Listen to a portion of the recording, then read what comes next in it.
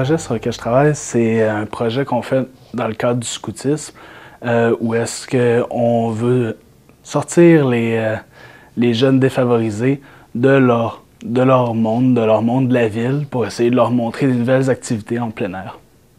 Pourquoi? Ben, on cherche à leur faire découvrir des nouvelles affaires, de nouvelles expériences, tout simplement. En fait, c'est vraiment proche de nous, là. À la salle, c'est vraiment un endroit où il y a plusieurs quartiers, rues, où il y a des jeunes défavorisés pouvait emmener. On avait une grande clientèle qui pouvait nous permettre de mener à bien ce projet-là. Même si c'est pas facile le contact avec ces gens-là, il faut y aller de façon un peu détournée, là. Mais c'est ça, on avait déjà ces gens-là proches de nous. Ben, on a eu des contacts avec des réseaux sociaux, donc surtout avec les CLSC, Maison des jeunes aussi, qui nous ont beaucoup aidés, fourni des noms, aidé à distribuer des formulaires pour les inscriptions. Donc c'est grâce à eux autres vraiment qu'on a réussi à mener à bien notre projet, là. Moment magique, je dirais, à la cabane à sucre, j'ai vraiment senti qu'on avait comme un contact un peu plus privilégié avec les jeunes, ils nous faisaient plus confiance, ça.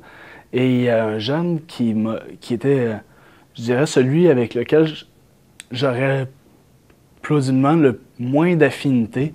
Je me disais, lui, je lui parlerai probablement pas de la journée, puis il va être bien content comme ça. Et pourtant, à la fin de la journée, ben, j'étais assis, puis là, on jasait en groupe, puis il vient s'asseoir à côté de moi, puis il me raconte ses passions. Il me raconte que lui, il aime faire du dessin, et il est très bon. Il m'a montré des exemples, là. Il fait du dessin, il fait du rap, et il me parlait de ses passions comme ça, de sa vie, puis c'était très personnel, très direct, puis sans gêne comme ça, il est venu s'asseoir, puis il m'a raconté. C'était vraiment mon coup de cœur jusqu'à date, là. Vraiment mon petit moment où est-ce que je sentais qu'on avait déjà une relation privilégiée, même si ça faisait une demi-journée qu'on était ensemble. Juste à la fin de la journée, là, revenir avec leur gros sourire dans les yeux, leur sourire dans les yeux, les yeux qui brillent, puis le grand sourire dans le visage, là, quand on revient dans l'autobus, tu les vois, puis soit ils dorment, soit ils sourient. Alors, ouais, juste ça, c'est satisfaisant, puis tu vois qu'ils ont beaucoup apprécié la journée, puis c'est des événements d'exception comme ça. C'est sûr que dans ma vie, d'abord, ça me fait un contact avec ces gens-là, avec ces jeunes-là, une autre réalité. Donc, ça change ma perception un peu juste de mon quartier, de ma région. T'sais, je vois que juste autour de moi, le voisin à côté, ben, il a peut-être pas assez d'argent pour aller faire une sortie, peut-être que sa famille n'a pas les moyens de l'emmener à la montagne, juste faire de la raquette ou aller à la cabane à sucre.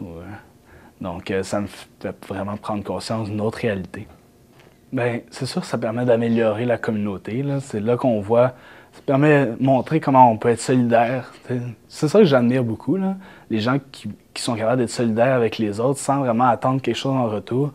C'est-à-dire que nous, on fait ça sans attendre. On ne s'attend pas à ce que quelqu'un nous remette une médaille ou bravo, bravo, vous avez aidé la communauté, là. Donc, juste que des gens puissent faire ça sans attendre rien en retour, je trouve ça extraordinaire, puis ça me motive, là.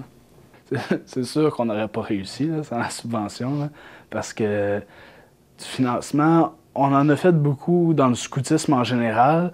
Donc, se remettre à faire du financement à chaque fin de semaine, ça a été impossible, là. Il n'y a personne qui aurait pu donner tout ce temps-là.